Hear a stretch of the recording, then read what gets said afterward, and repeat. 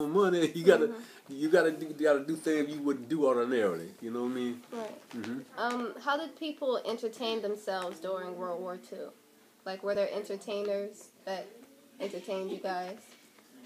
I can't recall much of entertainment. Did you guys, like, not play especially cards? Did you guys Oh yeah, play well cards? naturally, yeah, you had that, yeah. That's about the only thing we mostly did, yeah, because it costing them money. I mean, but some people play cards for money, but in fact, yes, in the service they do have that card playing in there for money too. But I didn't get involved in that too much of that. Yeah. What did you do when on leave? Well, after my first after I think boot camp was just 9 weeks or something like that. I mean, it's a long while. And after I got down at home, of course, and then when you in the boot camp you got Marines, they got something called dress blues. That's the first thing I've got my dress blues, and I wore them down when I went home. In fact, I got the special uniform. You had to get that's called the dress blues, and that's what I wore. And I guess, and they went down there. Everybody, it was strange at our time, but there was no black Marines. We were the first black Marines, and we the black Marines, and it's strange people who we wasn't allowed to go in the Marine Corps before 1942. So I went in 43. My brother, went in 42. And my brother-in-law, my wife's brother, he was in 42. They all volunteer. But I went in, I go in the service. I also went to the place where we had to go in at the capital of South Carolina, which is Columbia. No, it's Columbia. I said, Columbus. No, it's Columbus. I'm thinking about Georgia. It's Columbus, Georgia. But Columbia, South Carolina is our capital. That's where I had to go in, pass the examination.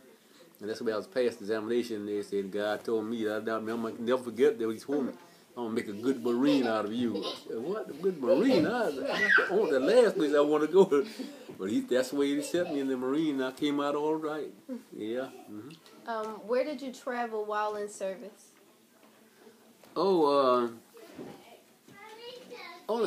Traveling we did was mostly, I guess, it was in training. I mean, when we left Mumford Point, where we was trained to the basic training at, they call it boot camp.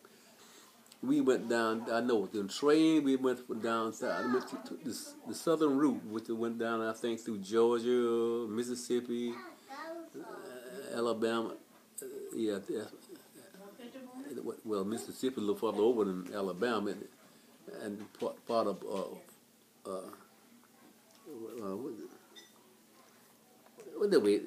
near Texas. We all remember it's the edge of Texas. I think we going, and we went all the way to San Diego, and that's the way we at the camp over there. That we stayed there for a while to wait till we got a ship to send us overseas. That's the way we boarded the ship to go overseas, and we went the first place was Guadalcanal.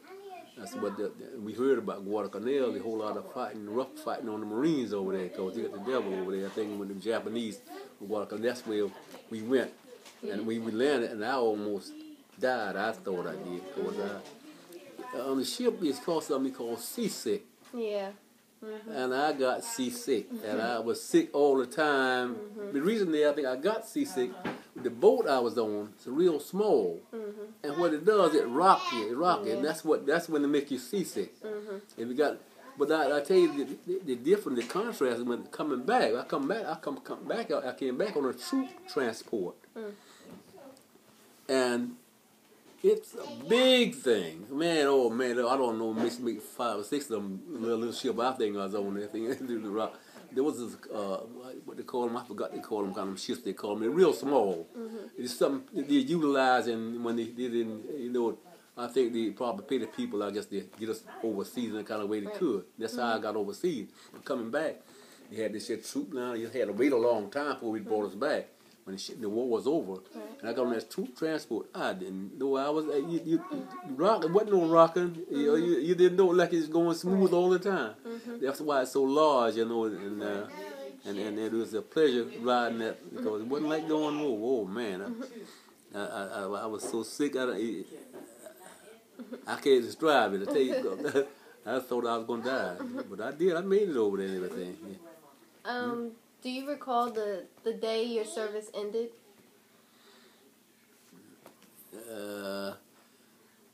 Nah, the service ended.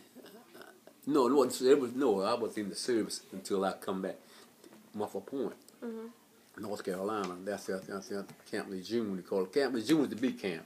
And Muffler Point was a section of that camp. I'm explaining that to you because that's the Muffler Point was where I went in, took my boot training, and come back, and we discharged at Muffler Point, North Carolina. Yeah, that's where we discharged at. And I know it was in the spring. I think in May something. I don't know the exact time.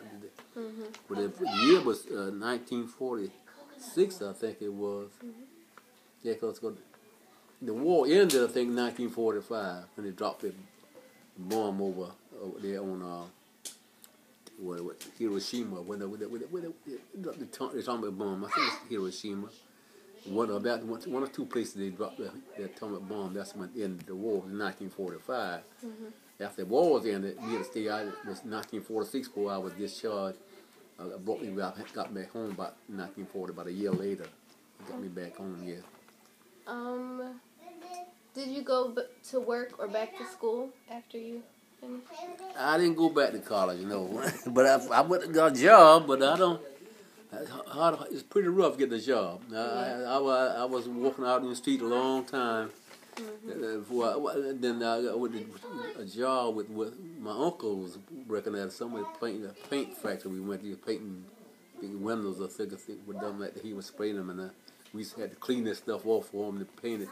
You know, wash it down, and then we had to paint them.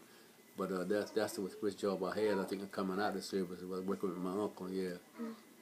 Did you make any close friendships while in the service?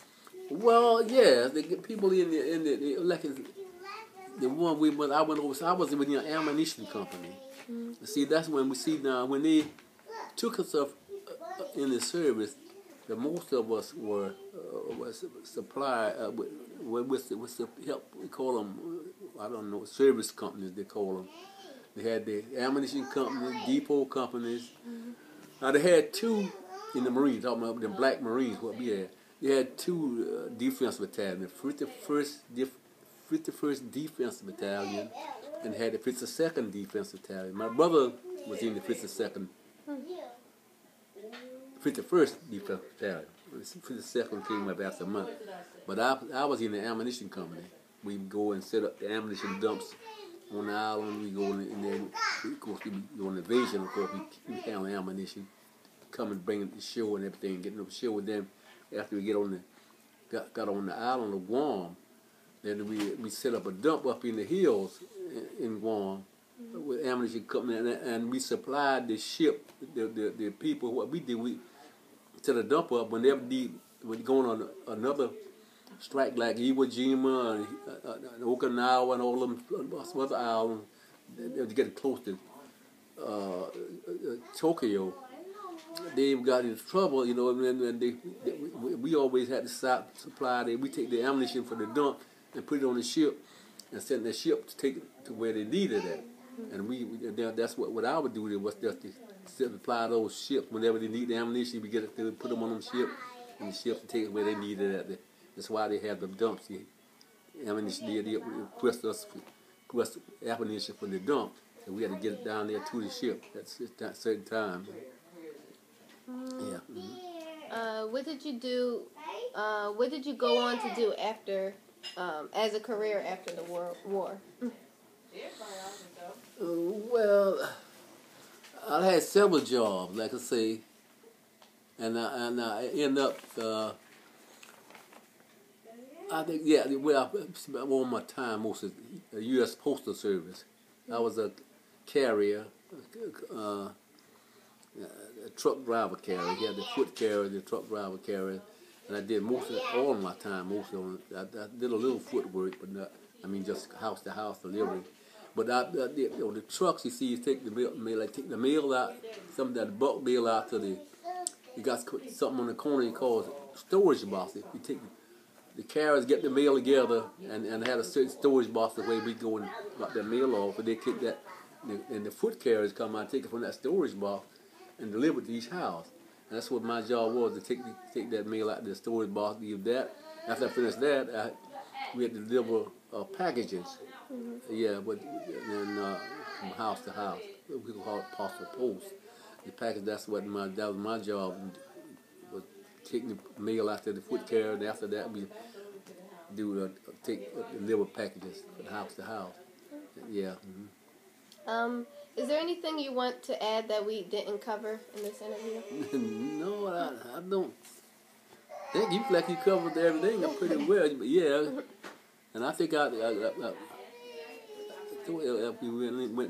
told you I covered everything, because especially I wanted to make that sure about the Mumford Point Marine Corps. And when I just got the award for that, because of course we were segregated against them and gave us a Congressional Medal of Honor for being segregated against. That's why we took us. The other way took us in the service, but we couldn't go through the same service the other Marines go to. Right. And that's how. Well, I guess they call themselves testing us. But in them days, so in other words, they what they're saying, we had to be tested first. So that's the way they tested us. And I guess Dylan Ronald said, well, this is the only way they would accept us into the Corps. We had to be tested before accepting in it, and that was by segregation. And that's how we got award, Congressional Medal of Honor. Yeah, award. Yeah. Okay, well that was our last question. Yeah. Thank you for letting us interview you for. Right. Yeah. You're welcome. Yeah, that was our last question. Okay. We're finished now. Right. Okay.